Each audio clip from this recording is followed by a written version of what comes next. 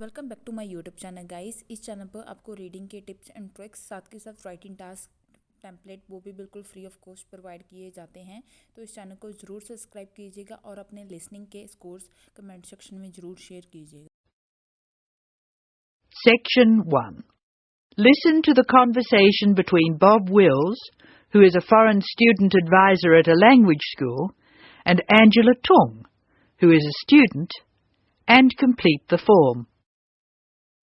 First, you have some time to look at questions 1 to 8 on the form now.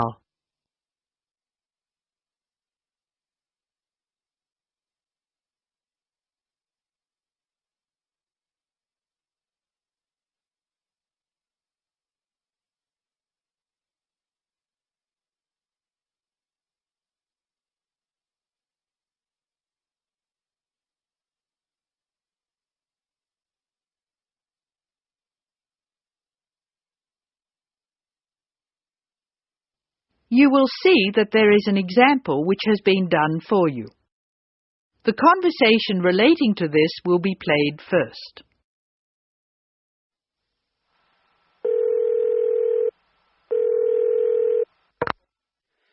Hello, Foreign Student Advisor's Office. This is Bob Wills speaking. Can I help you? It's Angela Tung here, Bob. I'd like to make a request for special leave. Can I do that over the phone? Hello, Angela. You can make that request by phone, but I'll have to fill the form out. Let me get the special leave form. Okay, here it is.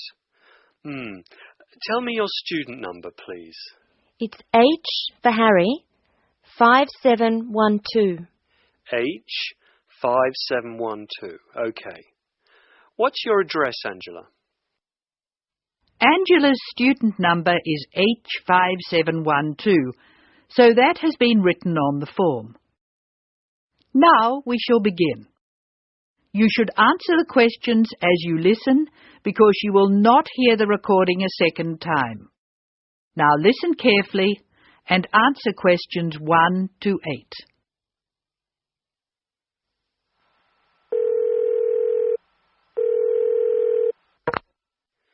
Hello, Foreign Student Advisor's Office. This is Bob Wills speaking. Can I help you? It's Angela Tung here, Bob. I'd like to make a request for special leave. Can I do that over the phone? Hello, Angela. You can make that request by phone, but I'll have to fill the form out. Let me get the special leave form. Okay, here it is. Tell me your student number, please. It's H for Harry, 5712. H5712. Okay. What's your address, Angela? I live at 10 Bridge Street, Tamworth. 10 Bridge Street, Tamworth. And your phone number? The telephone number's 810675. Thanks. What course are you doing? I'm in the writing class. Writing. Who's your teacher this term? Mrs. Green. She spells her name like the colour. Thanks. When does your student visa expire? Let me look. July 15. July 15. Okay. Which term do you want to take leave? Do you want dates? First, I have to write a term number. When do you want to take leave? In term 1. Okay, term 1. Now, can you tell me what are the exact dates? I'd like to be away May 31 to June 4. Okay, I've got that. You'll miss 4 working days between May 31 and June 4. Is that right? Only 3? I'll be away over a weekend.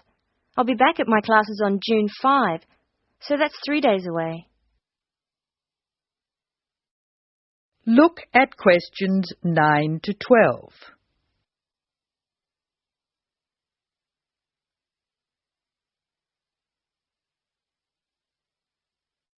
Now listen to more of the conversation between Angela and Bob and answer questions 9 to 12. Why do you want to take leave, Angela? I'm going to visit my Aunt May. She's my mother's sister. She and her husband are my guardians while I'm here. Where do they live? About 50 kilometres from here, near Armadale. Do you have to take so long if they live nearby? My mother is coming with me. She's come for a holiday, so she wants to have some time with May. And I want to spend some time with my mother too. Aren't you going home soon? I've applied to extend my time here. I expect to go home in 12 months. That is the end of section 1. You now have some time to check your answers.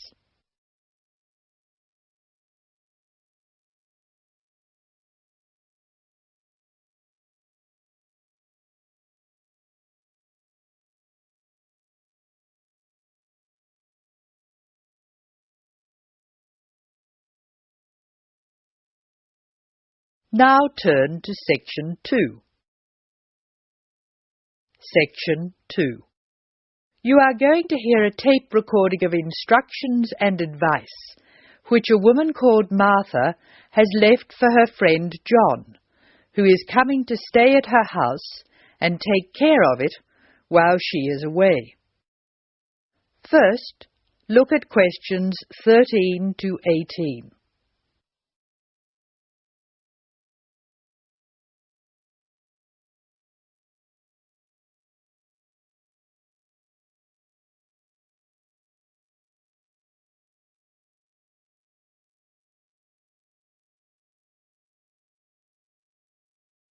As you listen to the first part of the talk, answer questions 13 to 18. Hello, John. Welcome to the house. I'm really pleased that you can be here to look after my house while I'm away. Here are some things you need to know about the house. Important stuff like when the garbage is collected. In fact, let's start with the garbage, which is collected on Friday. Just write garbage on the calendar on the days they take it away. Put it out on Friday every week. That'll be Friday 22nd, Friday 29th, and Friday 5th. It's a really good service. The trucks are quiet and the service is efficient. The bin will be put back outside the house empty. It's a good idea to put it away quickly. This street can be quite windy. I once watched my next-door neighbour chase her bin the whole length of the street. Every time she nearly caught up with it, it got away again. The waste paper will be collected this Tuesday. That's Tuesday 19th. There's a plastic box full of paper in the front room. Please put it out on Tuesday. The truck will come during the day. If you don't mind collecting old newspapers and other paper and putting them in the box, I'll put it out when I come home. The paper people only come monthly. I have some things to give to charity in a box in the front room. Would you put it out on Monday the 25th, please? It's a box of old clothes and some bed linen which I've collected, plus a few other bits and pieces. Be careful when you pick it up, because it's heavier than you might expect. The charity truck will come by during the day on the last Monday of the month. If you want to use the library, you'll find it on Darling Street. I've left my borrower's card near the telephone. It has a very good local reference section if you want to find out more about this city. I'm sorry to say we don't have a cleaner. Oh yes, filters. Please would you change the filters on the washing machine on the last day of the month, which is Sunday the 31st. We find that the machine works much better if we change the filters regularly. The gas company reads the meter outside the house, so don't worry about that. I think that's all the information about our calendar of events. Now look at questions 19 to 24. Circle the correct answer.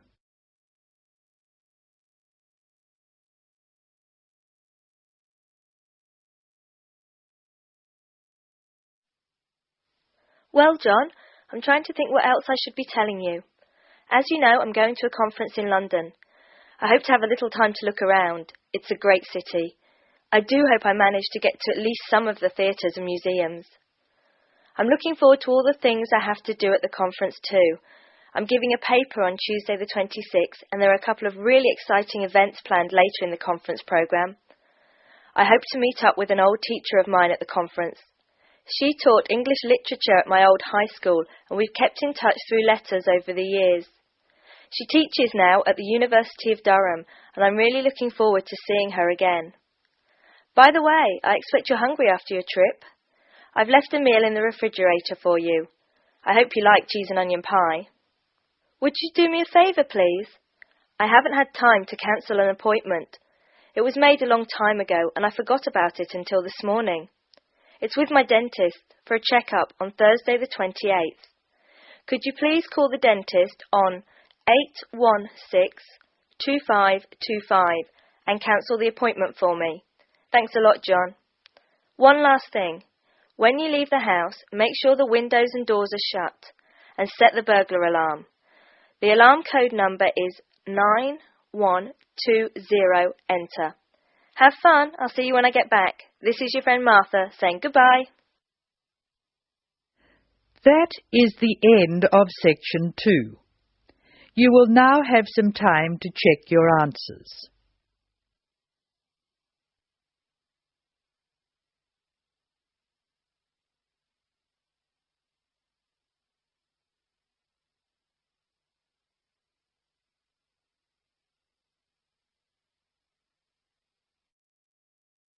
Now turn to section 3. Section 3. In this section you will hear a discussion between a college receptionist, Denise, and a student named Vijay about learning a language. In the first part of the discussion, they are talking about the course Vijay will study. First look at questions 25 to 29. Note the examples that have been done for you.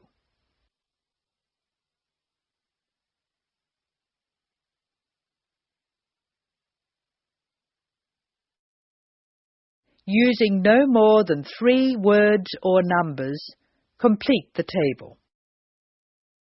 Hello. May I help you? Hello. Is this the right place for me to register to study foreign languages? Yes, it is. May I have your name, please? Vijay. My family name is Paresh. Vijay Paresh. Okay.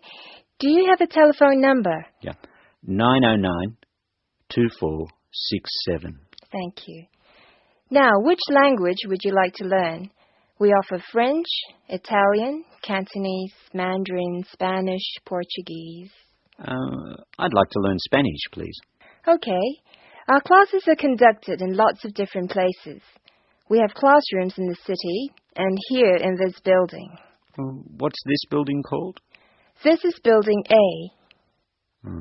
I work near here, so it'd be best to study in Building A. What time do you want to come to lessons? They go on for 3 hours and they start at 10 a.m., 4 p.m. and 6 p.m. I wish I could come to the daytime lessons, but I can't. So 6 p.m, please. That's our most popular time, of course. Have you ever studied Spanish before? No, I haven't. We describe our classes by level and number. Your class is called Elementary 1. Okay. When will classes start? Elementary 1 begins, just a minute. It begins on August 10. Great. Now what else do I have to do? Now look at questions 30 to 32.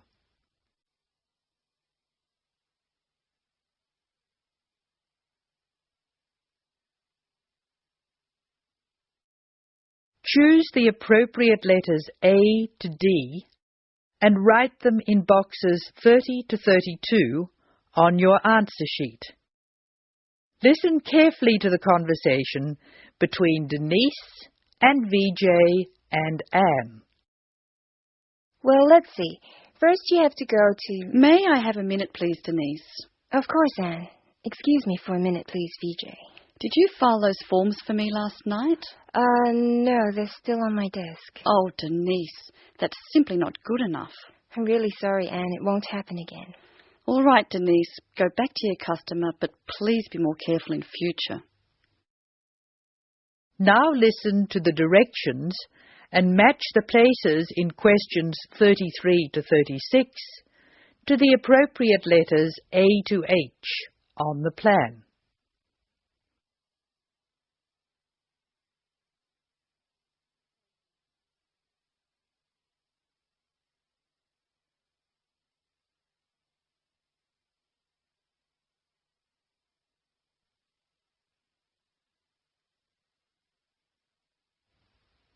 I'm sorry, Vijay. What were you saying? I wanted to know what else I had to do. Oh, of course. Please go to the building on the other side of Smith Street. I want you to go to the reception area first. It's just inside the door on the left as you enter from Smith Street. Give them this form. Okay. Do I pay my fees there? No, but the fees office is in the same building. Go past the escalators and you'll see a games shop. It's in the corner. The fees office is between the games shop and the toilets. Thanks. Where can I buy books? The bookshop is opposite the lifts. It's right next to the entrance from Robert Street. Your offices are spread out. Not as badly as they used to be. By the way, we offer very competitive overseas travel rates to our students. Oh, I'd like to look into that. Of course. The travel agency is at the Smith Street end of the building, in the corner next to the insurance office. Thank you very much. Bye. This is the end of section 3. You will now have some time to check your answers.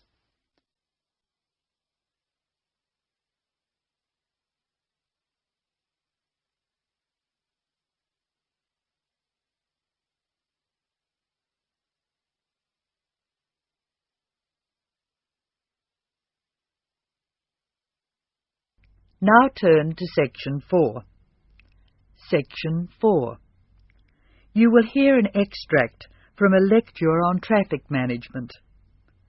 Listen to what the speaker says and answer questions 37 to 40.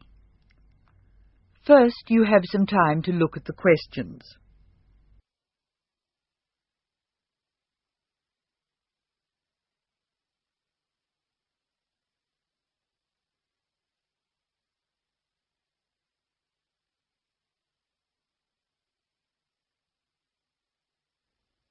Now listen carefully and answer questions 37 and 38. Tick all the relevant boxes in each column. Good afternoon. I'm Tom Fisher, and I'll be lecturing you on traffic management this term. Before we go any further, I thought you should look at the sort of problems we've inherited. And inherited, or received as a legacy from those before us, is just the word for our situation. Many of our major cities were built long before the car was thought of, and the road system evolved from the goat tracks, followed by the early inhabitants.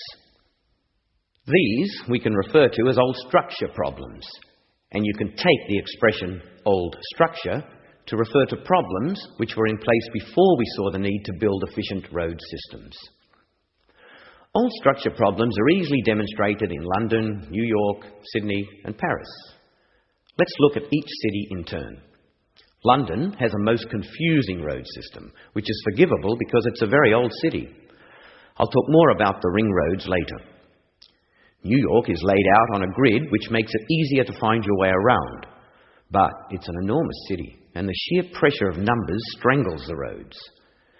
Sydney has narrow streets in the centre of the city, and the new roadworks are not keeping up.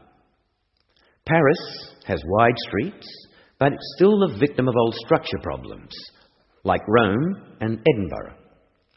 Tokyo is another city with old structure problems compounded by a huge population, like New York.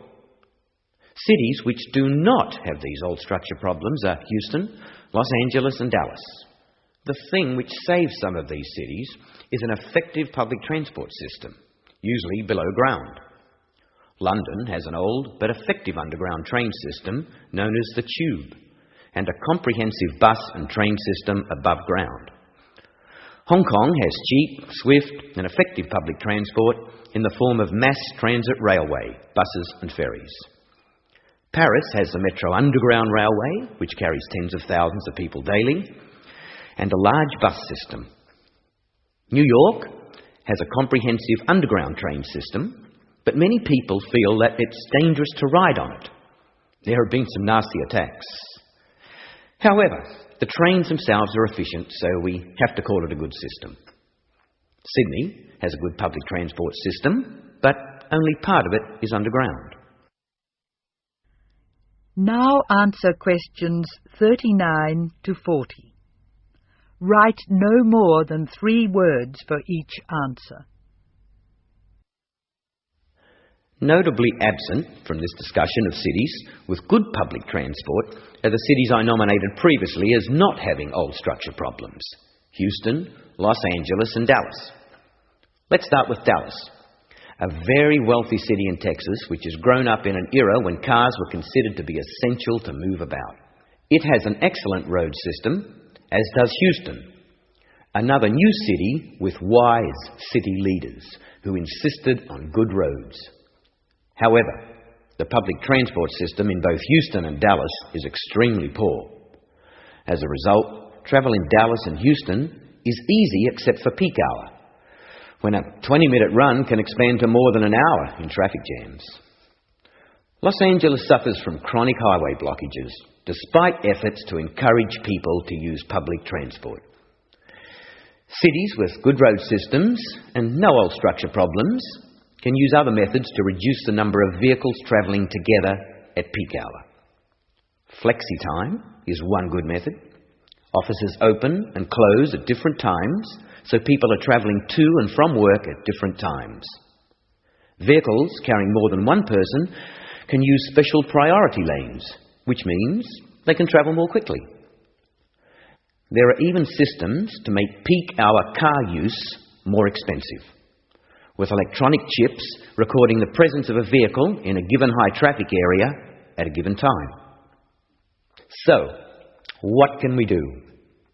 The rest of this course will be devoted to looking at the conflicting demands of road users and relating the use of the private car to other aspects of the economy.